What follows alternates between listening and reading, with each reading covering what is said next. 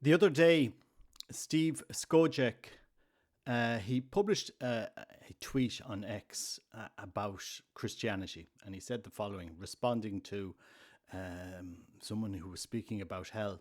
And he said, "Imagine believing that God is infinitely loving, but also that we all have to be saved from his wrath, or he'll force us to endure indescribable torment forever without end, and worse, that most of us will go there. But you don't have to imagine, because that's Christianity." And Steve and myself, we share a similar past.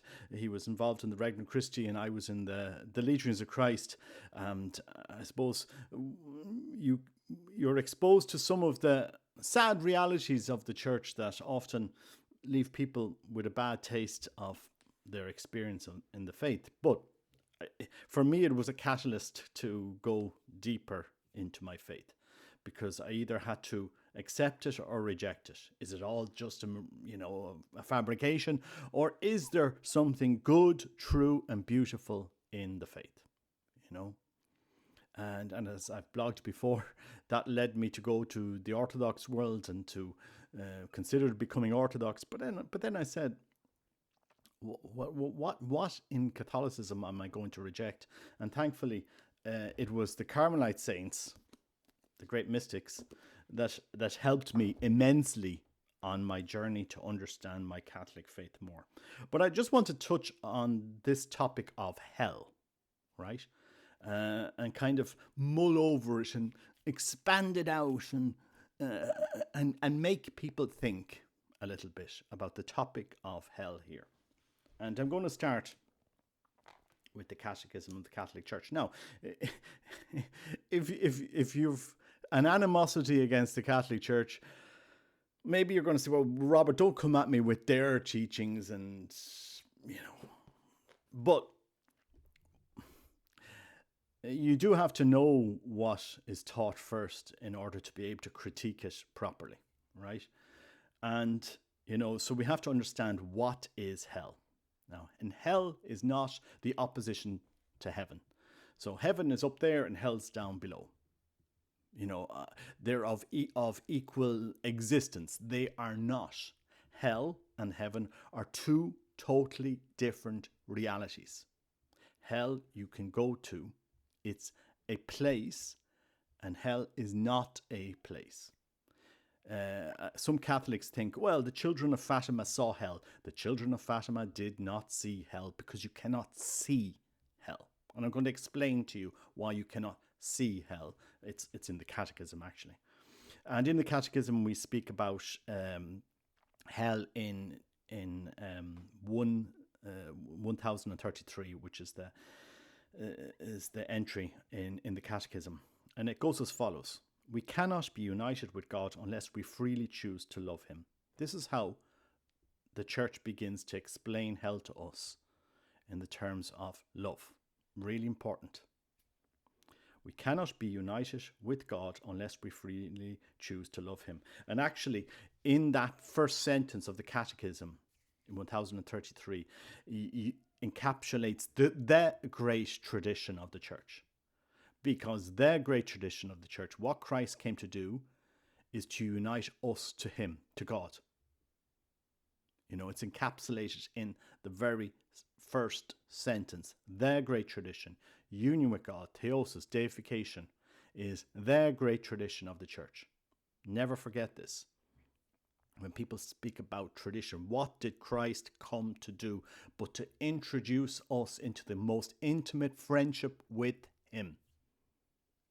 And he came to introduce the worst of us into the most intimate friendship with him.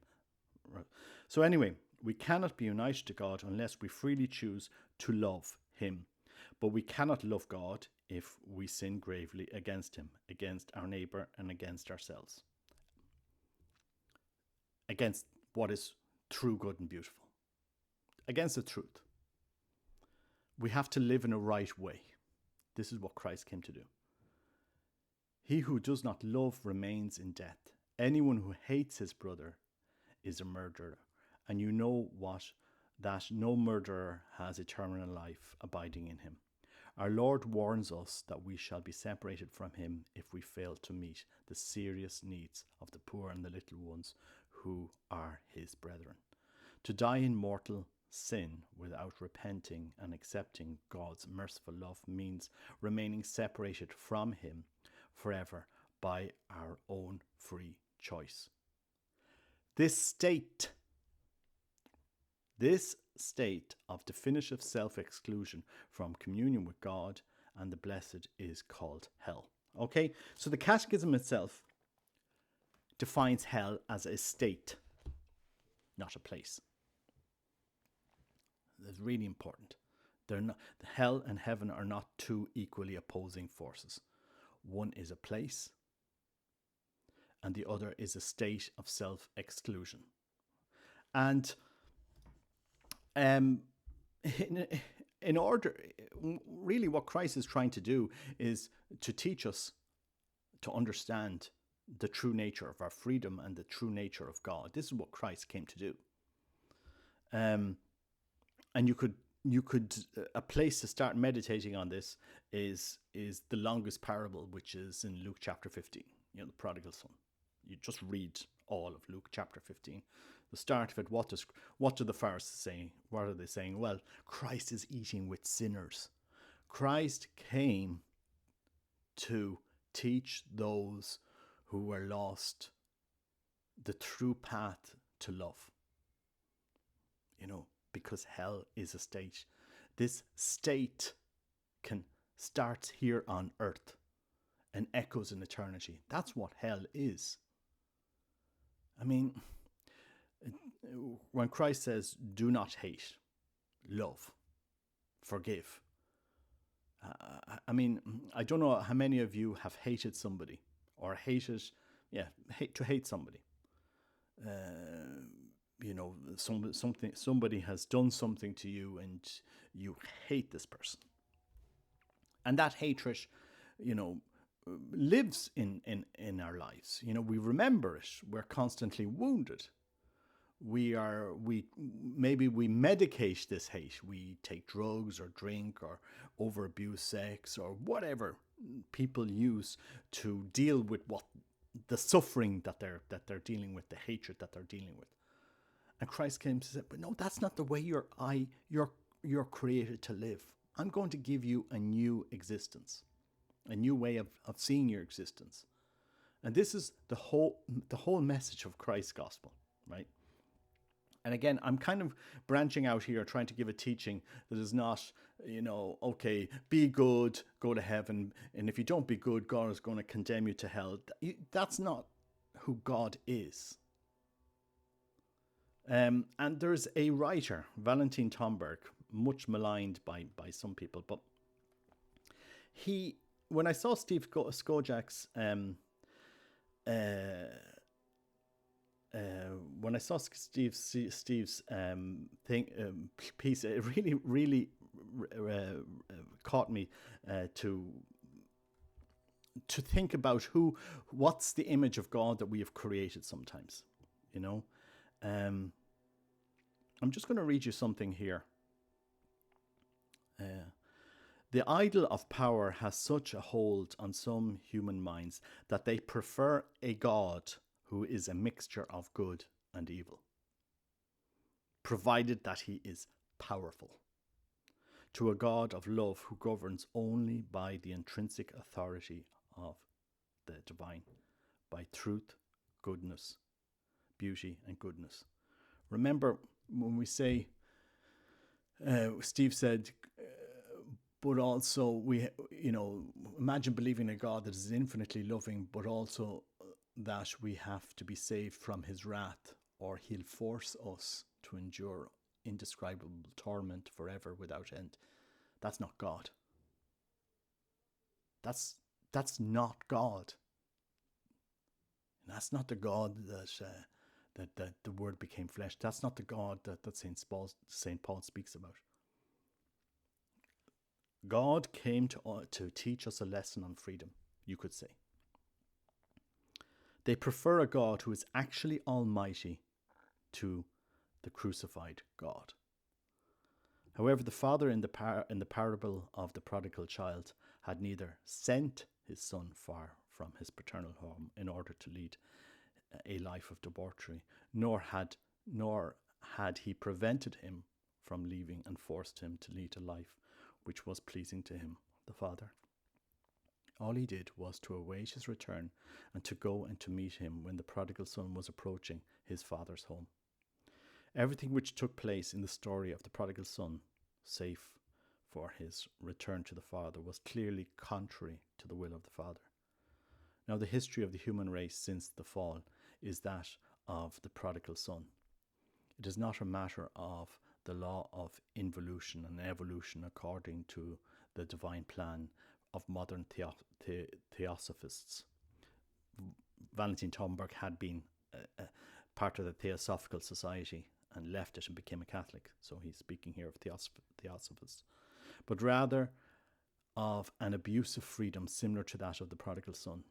And the key formula of history of humanity is to be found neither in the progress of civilization nor in the progress of evolution or in any other process, but rather in the parable of the prodigal son, in the words, "Father, I have sinned against heaven and against you.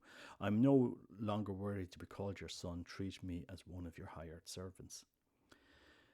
Is mankind therefore solely responsible for its history? Without a doubt, because it is not God who has willed it to be as such. God is crucified in it. It's really important to understand that God is crucified in our history.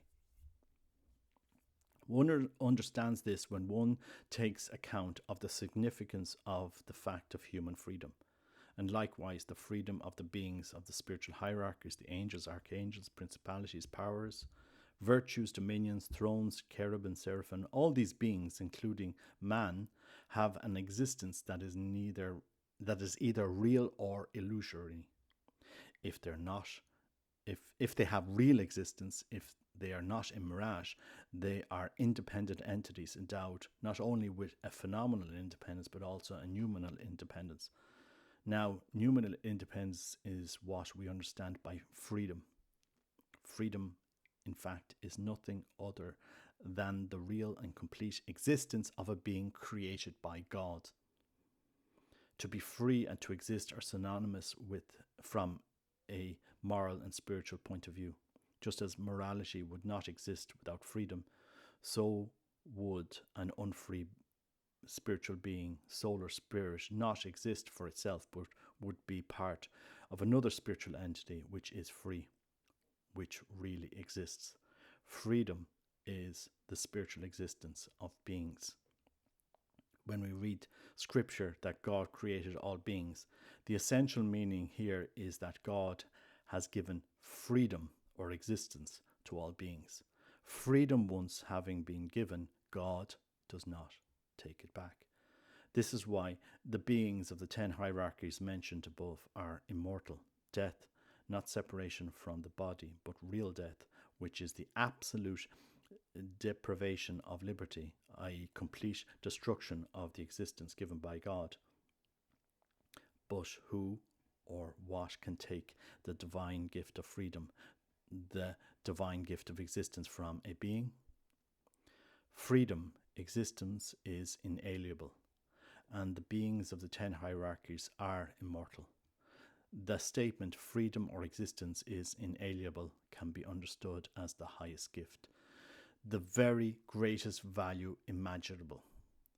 Then this would be a foretaste of paradise, or as condemnation to perpetual existence, which would be a foretaste of hell, because no one sends us anywhere. Freedom not being a theatre. It is we ourselves who make the choice. Love existence and you have chosen heaven. Hate it and you have chosen hell. Now God is, with respect to free beings, either the ruling king or the crucified. He is king with regard to those beings who voluntarily accept, believe his authority. He is crucified with respect to those beings who abuse their freedom and worship idols, who replace divine authority with a substitute. King and crucified at one and the same time. This is the mystery of Pilate's inscription on the cross of Calvary. Jesu Nazarenus Rex Judeorum. Jesus of Nazareth, King of the Jews, almighty and powerless once, both at once. This is why miracles of healing in human history were able to be accomplished by saints while bloody wars and disasters raged around them. Freedom. Freedom is the true throne of God and is the cross at the same time. Freedom is the key to comprehension of the role of God in history, to comprehension of God of love and the God King, without sacrilege of making him a tyrant, and without the blasphemy of doubting his power or of doubting his very existence. God is all-powerful in history inasmuch as there is faith, and he is crucified insofar as one turns away from him. That's from Valentin Tomberg, and I found the reflection when I read it a few years ago very interesting, because it does make you think, what did Christ come to do? To teach us to understand what is true, good and beautiful, and to teach us the true use of our freedom. And this is why the core of Christianity is love. Christ came to teach us to love. Now there is a writer, and I've heavily promoted her on my channel. Some people don't, but I do, which is Maria Valtorta, and the poem of the man God, or the gospel as revealed to me, that 10-volume work.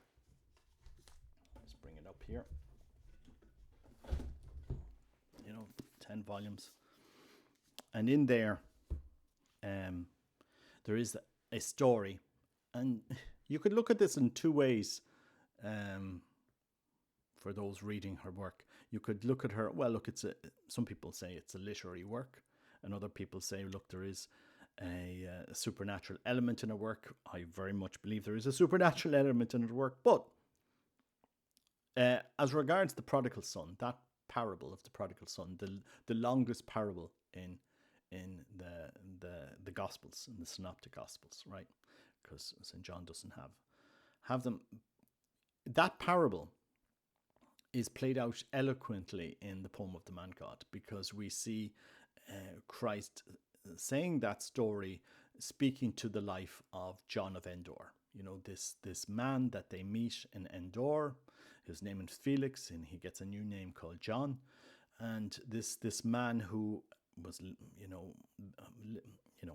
had murdered somebody, his wife had left him, living a very bitter life, didn't know how to love, etc., etc. And Christ says, well, look, empty yourself and I'll fill you with something. And so John leaves everything, he follows them, and we see this process of transformation, right? We see this man who, has lived a life of bitter hatred, being slowly transformed by Christ. What is Christ doing? If you actually sit back and meditate, what is Christ doing? Christ came to teach us to understand how to use our freedom, how to use our existence. And for us Catholics, some Catholics who have experienced a lot, it can be very cynical. We can be very cynical when we see all of the scandal and all this in the church, and what some bishops and priests do, and what has happened to us and our path and our experiences. We can be left just cynical. What's this thing about catechism and church teaching? But the core of our faith, when you understand the core of our faith, is, and it's actually the first sentence, as I said, we cannot be united with God unless we freely choose to love him. Okay, the core of our faith is a personal relationship with Christ, right? Is union with God. This process of theosis, deification, which is expanded and built the more we love. And how do we love? We do it simply as Christ asked us to do. Love God with all your heart, with all your soul, and with all your strength, and your neighbor as yourself. Don't hate, don't judge. If we put these simple commandments, these simple things into practice in our life, God starts to transform us. We enter into a new state of being. Think about it. The more you love, the more you enter into a new state of being. And you're introduced into this process of union with God. The more we hate, the more we're stuck. What are the fires of hell? It's like two magnets that are trying to unite, because this is what union with God is. Two magnets which try, but we don't want you. We don't want this. We are torn with something else. We are torn with hatred. We pull away with it, and you have this force of separation on our part. This tension of separation. That's the state of being drawn into hell by hatred, by fear, anxiety, etc., etc. And it's important that we understand this dynamic, what is happening, and that we learn to follow Christ. And as I said, in Luke chapter 15 is one of the most important chapters in the whole of the Gospels. And go to the very first line. You know, oh, he's eating with sinners. Christ was criticized for eating with sinners. Well, he didn't come to save the perfect. He came to save those that were, on a path away from God. That were, that hadn't, been taught to love. Again, this is not your conventional catechesis on heaven and hell. This is my meditation on the subject, but I do encourage people when you read the Catechism on hell to actually meditate on it, to actually meditate on that, on it, because hell is a state, not a place. You're not condemned there. In the sense that you're not condemned to a place. You ought to condemn yourself to a state of separation from God. Whereas, the great tradition of the Catholic Church is union with a God who loves us. It is all found in Luke chapter 15, if you actually meditate on it. It's this abundance of love. It just doesn't make sense. That chapter, to anyone reading it, why? Look, this son had taken half the wealth and squandered it. Like, who does that? Who receives back a son like that and then clothes him and puts a ring on him and sandals on him and creates a big banquet and invites everybody around? And who would do that to somebody who had squandered half the wealth of the estate, that the father had worked for so many years, had labored over, and this guy goes off in a couple of months in a foreign land and squanders everything? Like, who does this? But I suppose this is the superabundant love of the Father, of God. And it's a lesson on our freedom. Do you not think that the Son had a choice here? He could continue with pride and say, well, I'm not going back to the Father. He's not going to receive me. I'm just going to continue on here and just, in his state of hell. It was only when he humbly, his humility kicked in and his pride was defeated that he could actually return to the love of the Father. There's depths and depths of lessons into that parable, but it's important to understand the true nature of God, because God is not a tyrant. As Valentin Thunberg says, the idol of power has such a hold on some human beings that they prefer a God who is mixture of good and evil, provided that he is powerful, to a God of love who governs by the intrinsic authority of the divine, by truth, beauty and goodness. They prefer a God who is actually almighty to the crucified God. So understand the true nature of who God is. He is not a tyrant. Anyway, God bless you. Take care. Bye bye.